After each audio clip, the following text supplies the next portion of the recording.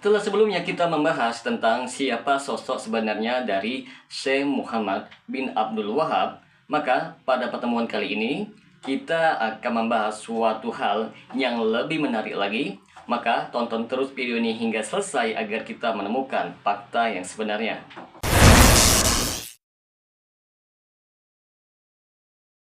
Assalamualaikum warahmatullahi wabarakatuh. Jumpa lagi dengan saya Rio Mulyadi di channel Manhaj Dakwah. Pada episode kali ini kita akan membahas tentang sejarah perjalanan dakwah Syekh Muhammad bin Abdul Wahab. Syekh Muhammad bin Abdul Wahab kembali dari Basrah ke Huraimilah melalui Ahsa dan berjumpa dengan orang tuanya. Ia lantas meneruskan belajar fikih, Hambali, tafsir, hadis, dan sirah nabawiyah. Semakin mendalami dan semakin banyak mengetahui warisan serta pemikiran Ibnu Taimiyah dan muridnya Ibnu Qayyim, serta semakin kuat keinginannya untuk memerangi bid'ah. Kendati dirasa berat, kesabaran Ibnu Taimiyah ia tiru. Kendati harus mati di penjara demi memperjuangkan prinsipnya. Mengapa ia tidak bisa melakukan hal seperti itu? Muhammad bin Abdul Wahab karena teramat mengagumi Ibnu Taimiyah, ia menyalin ulang beberapa karyanya dengan tulisannya sendiri. Perlu kita ketahui bersama teman-teman sekalian bahwa di Museum Inggris di London ditemukan banyak sekali risalah warisan Ibnu Taimiyah yang ditulis tangan oleh Syekh Muhammad bin Abdul Wahab. Selanjutnya, Syekh Muhammad bin Abdul Wahab tidak bisa tinggal diam menyaksikan bid'ah-bid'ah di Huraimilah. Ia pun mulai bertindak. Sang ayah sempat mencegahnya karena khawatir diprotes khalayak dan berujung pembunuhan. Terlebih lagi, beberapa ulama tidak setuju dengan dakwanya Syekh Muhammad bin Abdul Wahab. Bahkan menurut beberapa pakar, ayahnya sendiri menentang dakwanya tersebut. Sikap sang ayah yang terus-menerus melarangnya untuk menyatakan pendapat secara terbuka tidak bertahan lama. Setelah sang ayah wafat pada tahun 1153 Hijriah, Syekh Muhammad bin Abdul Wahab mulai terang-terangan menentang tawasul terhadap para nabi, wali, dan orang-orang saleh.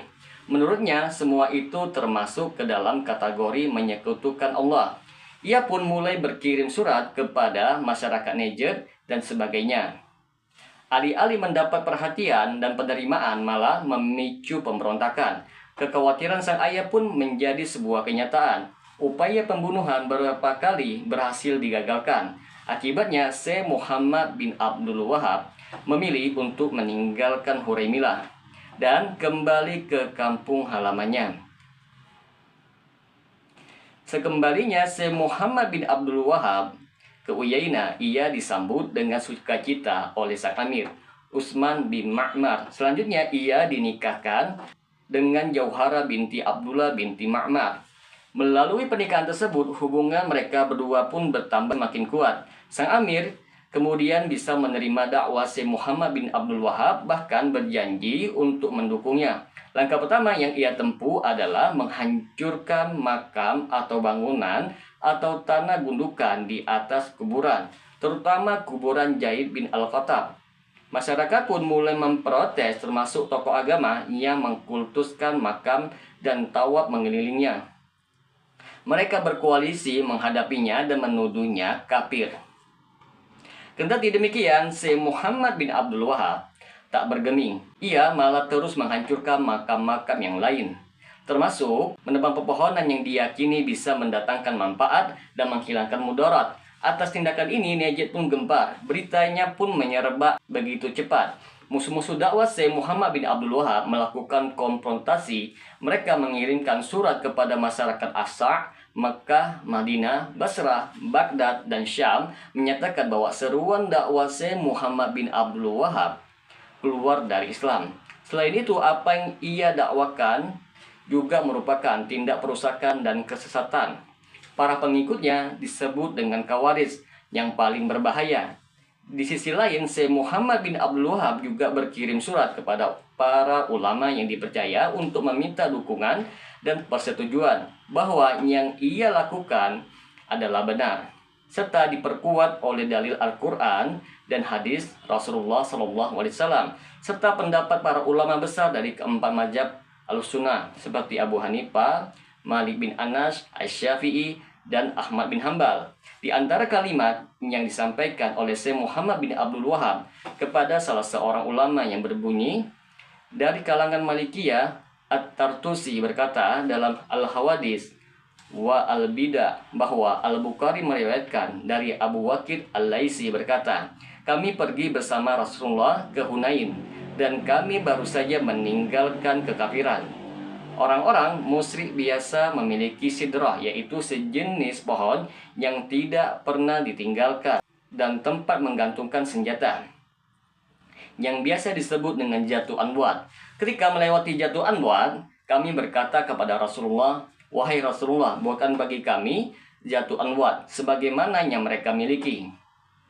Maka Rasulullah menjawab, Allahu Akbar, apa yang kamu katakan seperti yang dikatakan Bani Israel kepada Musa, jadikan bagi kami Tuhan sebagaimana Tuhan yang mereka miliki. Quran Surat Al-A'raf ayat 138. Dengan begitu berarti kalian melakukan dosa seperti dosa orang-orang sebelum kalian. Dalam kesempatan yang berbeda, Syekh Muhammad bin Abdul Wahab berdalil dengan sikap Umar bin Al-Khattab ketika memerintahkan untuk menebang pohon tempat Baiat Ar-Ridwan, yang dimana ia melihat banyak orang meminta berkat karena Rasulullah dan para sahabatnya pernah duduk di bawahnya. Selanjutnya, sebuah peristiwa dijadikan momentum oleh pihak musuh untuk menyerang Syekh Muhammad bin Abdul Wahab. Seorang wanita menuduhnya berzina. Ketika tuduhan itu dibenarkan, Syekh Muhammad bin Abdul Wahab dijatuhi hukuman had di hadapan Amir Uyainah. Bahkan dialah orang yang pertama yang melemparinya dengan batu. Peristiwa ini menggemparkan seantero Arab. Terlebih, sudah sekian lama masyarakat tidak pernah menyaksikan penegakan hukum hudud.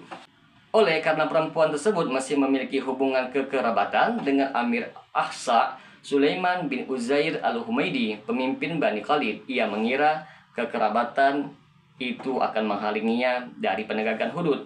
Sekali lagi, para musuh Syekh Muhammad bin Abdul Wahab memanfaatkan kesempatan ini untuk menuntut Amir Ahsa agar ia juga dijatuhi hukuman had, yaitu hukuman badan.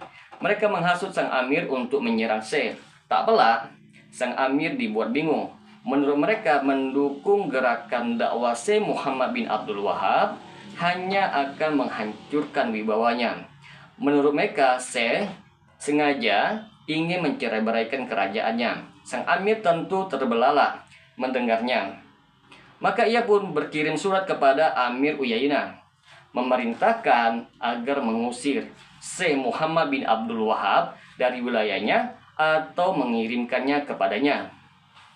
Jika tidak, ia akan menghentikan upeti dari Ahsa. Dari Uyainah ke Dar'iyah, Amir Uyainah Ibnu Muammar menyimak perintah Amir Ahsa karena mengkhawatirkan keberingasan dan dendamnya. Oleh karena itu, teman-teman sekalian, ia mengusir Syekh Muhammad bin Abdul Wahab dari negerinya. Syekh pun menuju Dar'iyah yang berada di bawah kekuasaan Amir Muhammad bin Saud. Ketika berjumpa dengan Syekh, Amir ini menyambutnya dengan tangan terbuka, bahkan berjanji mendukungnya. Ia berkata kepadanya, aku datang kepadamu membawa berita gembira tentang kebaikan, kejayaan, dan kekuatan. Syekh membalas, dan aku memberimu kabar gembira dengan Yaman dan kemenangan atas seluruh negeri Najd dengan kalimat La ilaha illallah. Barang siapa memegangnya, kuat-kuat melaksanakannya dan mendukungnya, maka Allah akan berikannya kepadanya kuasa atas negeri dan manusia. Sebelum baiat antara Syekh dan Amir diakhiri, sang Amir seolah ingin meyakinkan diri dengan berkata, akan tetapi aku ingin mengajukan dua syarat kepadamu, hai Syekh. Yang pertama, jika kami mendukungmu dengan berjihad di jalan Allah, kemudian Allah izinkanmu dan kami menaklukkan negeri-negeri, janganlah kamu meninggalkan kami dan mengganti dengan yang lain. Yang kedua, aku mendapatkan pajak dari masyarakat Dar'iyah yang dipungut sewaktu musim panen, maka janganlah kamu menghalangi kami. Syekh Muhammad bin Abdul Wahab menjawab terkait yang pertama, ulurkan tanganmu, biarlah aku berjanji kepadamu. Amir mengulurkan tangannya, lalu Syekh menggenggamnya erat-erat sambil berkata, darah dengan darah, pembunuhan dengan pembunuhan.